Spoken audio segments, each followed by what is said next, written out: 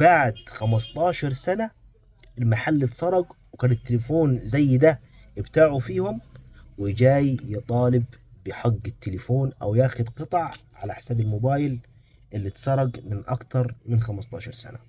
النهاردة حصل معايا موقف وما كنتش اتوقع ان هو يحصل في يوم من الايام تاني، لانه هو حصل اولاني انه صاحب تليفون زي ده كان تليفونه مسروق من حوالي 15 سنة، وكان مش عايز العوض بتاعه، جاي بيطالب على العوض بتاعه تاني النهاردة بعد 15 سنة. اللي هو ازاي؟ صلي بينا كده على النبي. اللي حصل معايا اني انا من حوالي 15 سنة كان معايا محل تاني غير المحل اللي انا فيه حاليا، وكنت لسه مبتدئ فيه فتحه بقالي سنة او سنة ونص. ولله الحمد يشاء القدر انه المحل جه في ليلة من الليالي واتسرق تماما باللي فيه. وكان فيه حوالي 40 موبايل بتاع الناس، كل واحد من الناس دي كان ليه تليفون، من التليفونات اللي زي دي ال1110، ال3510، أجهزة كتير وموبايلات كتير. ولكن يشاء القدر انه في الوقت ده كان احدث تليفون في التليفونات ده اللي هو N73. لما اتسرق المحل ورحنا نشوف ايه المشكله وايه الدنيا وايه اللي حصل، لقينا الباب مكسور، متاخد شاشه الكمبيوتر والكمبيوتر وكروت الشحن اللي فيه، ومتاخد فيه حوالي 40 موبايل زي ما انا قلت لك سابقا. وصاحبنا المحترم كان ليه تليفون اخو التليفون ده بالظبط، اخو الموبايل ده بالظبط. طبعا المحل لما اتسرق كل اللي ليه تليفون، يعني انا عارف الناس معظمهم يعني قريبين علينا، يعني اللي جا قال لك ده بتاع ابن عمي مش بتاعي، ده بتاع مرت اخويا، ده بتاع مش ما نقدرش. الا ما رحم ربي، الا ما رحم ربي، يمكن 4 أو 5 يتعدوا على الصوابع اللي هم قالوا ان احنا مش هنقبل العوض في الحاجه اللي ضاعت. من ضمنهم صاحب الموبايل M73، كان احدث تليفون عندي. الراجل مشكورا قال انا مش هقبل العوض وربنا يخلف عليا. طب ايه اللي حصل مع صاحب الموبايل ده؟ صاحب التليفون ده لما التليفون اتسرق، صاحب التليفون اللي زي ده لما التليفون اتسرق والمحل اتسرق، كان واقف وشايف كل حاجة، وهو البوكس عندي موجود، ورئيس المباحث والحكومة وأمناء الشرطة واقفين بيعاينوا الواقع ويشوفوا ايه اللي حصل وايه اللي تم. وكان على عينه انه التليفون، انه المحل مسروق ومتصفي ومفيش اي بضاعة فيه والدنيا بايظة. وانا وقتها كنت صغير، يعني 17 سنة وقتها في السن ده، فالواحد ما كانش عارف يعمل ايه يعني. بعد ما لمينا دنيتنا وامورنا وتفاصيلنا وكل حاجة، وبعد كده ربنا كرمني، كنت محوش مبلغ على جنب اللي كنت عاملها جمعية ب 8000 جنيه. بقيت اسدد تمن الحاجة بتاعت الناس. اللي ليه موبايل مثلا ثمنه 200 جنيه ولا 250 جنيه بديهوله، اللي ليه موبايل ما قبلش العوض بتاعه ماشي، اللي مش عايز فلوس جبت له حاجة زيه وصبر علينا شوية. ده كان كل اللي حاصل. بعدها ب3 4 ايام بالظبط جاني صاحب التليفون اللي هو اخو ده، وقف عندي في المحل كده مش راضي يتكلم خالص تماما، ولا يحكي اي حوار ولا يحكي اي حكايه. واقف كده ومش عارف ايه، مستنيين انا نقول له يعني انت عايز ايه. فقلت بص حضرتك المحل اتسرق زي ما انت شفت قدامك، وحصل 1 2 3 4، فانت شوف عايز تليفون زي بتاعك نجيبه لك، عايز ثمنه نديه لك، عايز اي حاجه احنا تحت امرك يعني. فوقف كده وعمل كده ومش عارف ايه والله هو التليفون مش بتاعي ومش عارف ايه وزي بعضه، واحنا مش هنقبل العوض وما عايزينش العوض ومش عارف ايه والكلام ده. طيب يا سيدي بارك الله فيك. والله التليفونات كلها ما ممكن الواحد لو كان ماشي ضاع منه، كان ولع منه مش عارف، مع انه هو كان عطلان، كان عطلان وعاوز فلاتة، وكان عايز فلاتة وكان عايز سوكت شحن وقتها دي اخو ده بالظبط. طب تمام الحمد لله. طبعا عدى يوم والتاني والتالت وقلنا تمام والحمد لله الراجل ارتضى وما فيش اي مشكله ولا اي حوار.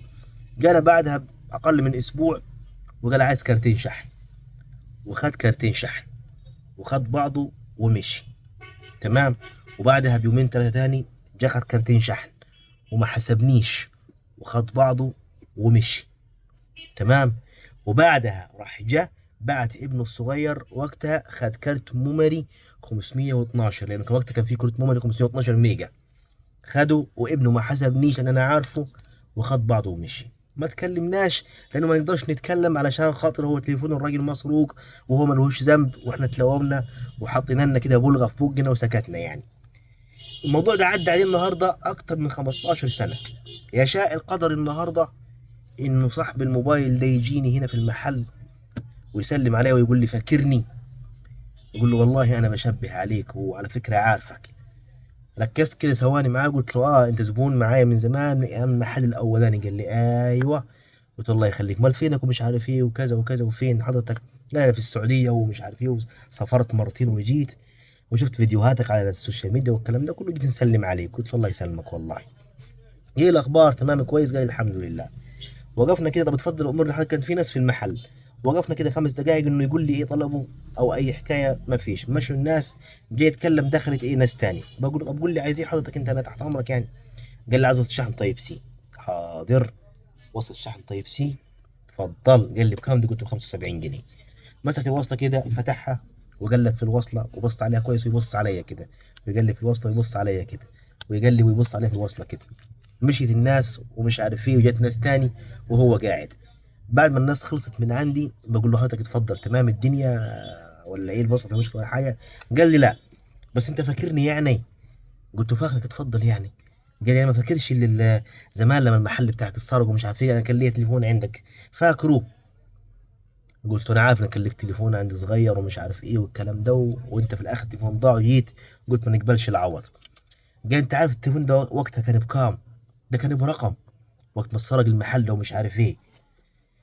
طيب الوصله دي بكام؟ قلت له 75 جنيه. قال ماشي اعتبرها هديه منك دي ومش عارف ايه والتليفون احنا اتسرق وما خدناش عوض ومش عارف ايه والكلام ده. فانا بصيت له كده من تحت لفوق باستغراب كده وباستعجاب يعني بصراحه، وبنظره كلها برود. فقلت له انت حضرتك ما تتكلم من جد يعني ولا بتهزر معايا ولا؟ قال لي لا والله عادي يعني، احنا بس ما قبلناش العوض الوصله دي ب 75 جنيه مش عارف ايه يعني، التليفون احنا سيبناه ما تكلمناش فيه. قلت له طب صلي على النبي عليه الصلاه والسلام. قلت له قبل اي حاجه انت الموبايل بتاعك اصلا كنت جايبه لي بايظ تمام؟ قال لي تمام. قلت له كان عايز سوكت شحن وقتها وكان عايز فلاته كمان، التفاصيل بتاعت الموقف ده انا فاكرها حرفيا. قال لي تمام. قلت له وقتها جيت خدت مني كام كرت شحن في كام كرت شحن، وخدت كرت ميموري وقتها، وخدت لك كذا حوار واحنا ما تكلمناش وتلومنا وسكتنا، شدينا بلاستر. قلت له فمن التقدير والاحترام يعني وحسن النية وتقدير الشخص اللي قدامك بلاش يعني، ملوش لازمه الكلام ده يعني. بعد 15 سنه انت جاي تحكي على تليفون ما يسواش 3 جنيه على بعض، وكنت تعتبر واخد اكتر من نص ثمن وقت ما خدت الحاجات اللي انا اديتها لك دي وما تكلمناش. جاي النهارده تاخد وصلة شحن ب 75 جنيه علشان يعني تقول لي انا كان ليا تليفون عندك وما خدتش عوضه. عموما يعني 75 جنيه او 50 جنيه او 100 جنيه او 1000 جنيه حتى ما يسووش في نظري ثمن اللي انا شايفه حاليا بيني وبينك دلوقتي في الوقت الحالي يعني. الموقف نفسه يساوي اكتر من كده فلوس. فعموما 75 جنيه دي مش قصه، ربنا يخلف علينا وعليك. عايز وصله تاني ولا حاجه؟ لو محتاج وصله تاني انا نجيبها لك، مفيش اي مشكله عادي خالص يعني. عايز وصلتين نجيبهم لك مفيش اي مشكله، بس انت كده مرضي؟ قال لي لا عادي والله ما فيش حاجه والحمد لله، ومهم انت عامل ايه؟ قلت له انا كويس الحمد لله. انت كده مرضي؟ قال لي تمام. قلت له طيب في حاجه تاني باقي علينا من ثمن تليفونك نجيبها لك بالمره علشان خاطر لو ربنا اراد والوشوش اتقابلت مره اخرى تاني ما يبقاش في دين علينا ولا اي حكايه؟ قال لي لا احنا مسامحين. قلت له كمان؟ قلنا. قلت والله بارك الله فيك. بعد 15 سنه المحل اتسرق وكان التليفون زي ده بتاعه فيهم، وجاي يطالب بحق التليفون او ياخد قطع على حساب الموبايل اللي اتسرق من اكتر من 15 سنة.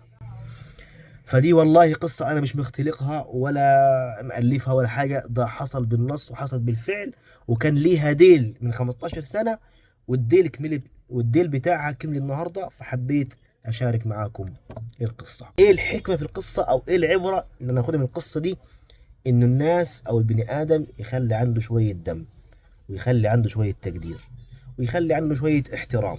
انت راجل ما قبلتش العوض، يا اما خلاص ما تكلمش تاني في الحوار ده، يا اما تقول لا يا عم انا نقبل العوض وهات لي الحاجة بتاعتي، يبقى عرق ونسيح دمه في وقته الحالي. لكن حوار يبقى ليه ديول على مدار سنين جاية ورايحة، لا كده عيب. فخلي عندك شوية كرامة. تحياتي ليك، بحبك في الله.